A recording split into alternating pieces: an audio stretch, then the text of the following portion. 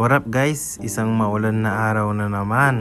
Ito pa lang si Sir, client natin ay galing pang Pangasinan. Dinayo tayo ni Sir kahit malayo dahil nirecommend tayo ng isang client natin doon na tiga Pangasinan din. First tattoo nga pala ito ni Sir kaya nag-request siya kung maaari lagyan natin ito ng naming cream. Sa pag-apply pala ng naming cream guys, kailangan makapal lang inyong may ilagay na cream or ointment. At saka ibalot natin ito ng cling wrap para manuot ito ng mabuti sa balat. Then magantay tayo ng isang oras. Habang naghihintay tayo ng isang oras nag-stencil muna ako ng design ni Sir. Sabi ko nga kay Sir wag na siya maglagay ng naming cream para masaya, diba? Sabi niya guys, lagyan ko daw para hindi niya daw maramdaman yung sakit ng tattoo. Oh my God! Wow! Sana all ligtas! After 1 hour guys, pagkatapos kong nalinis at natanggal lang namin cream, ilalapat ko naman ang design ng ating client. Ito pala ang main design ni client guys ay dragon. Kaunting kaalaman guys, alam niyo ba ang dragon ay sa maraming kultura, ito ay sumisimbolo ng kapangyarihan, karunungan at may wagang lakas. Sa silangang kultura gaya ng China.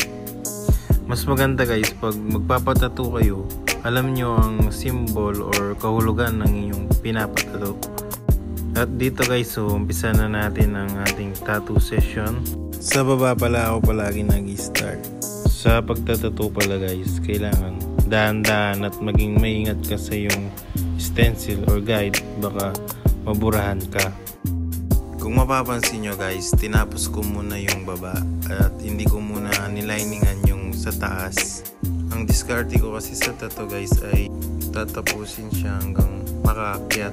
Kasi guys, kung ilalining ko muna lahat yan, pag bandang gitna or taas na part na kami, pwedeng mas masaktan si client. Dahil siyempre guys, kanina pa siya na lining, siyempre madadaanan siya ulit nun, mas masakit siya.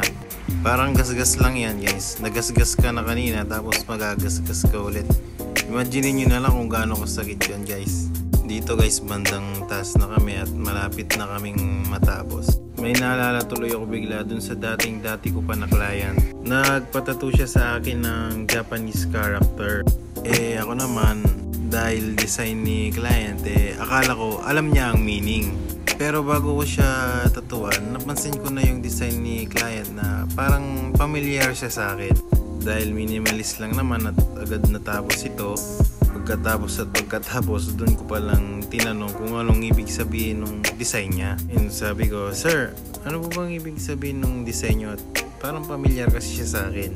Sabi naman sa akin ng client ko, hindi ko alam boss, naganda lang ako sa design ko, sabi niya. Sabi ko, ganun ba? Kasi para siya talagang pamilyar at parang noon pa nakikita ko na siya. Sabi ko ganun sa kanya. Sa madaling salita, sinerch namin siya ni Sir para makita namin kung anong meaning ng tattoo niya. Yun, ang meaning pala ng tattoo niya ay Nissin Cup Noodles. Wait, what?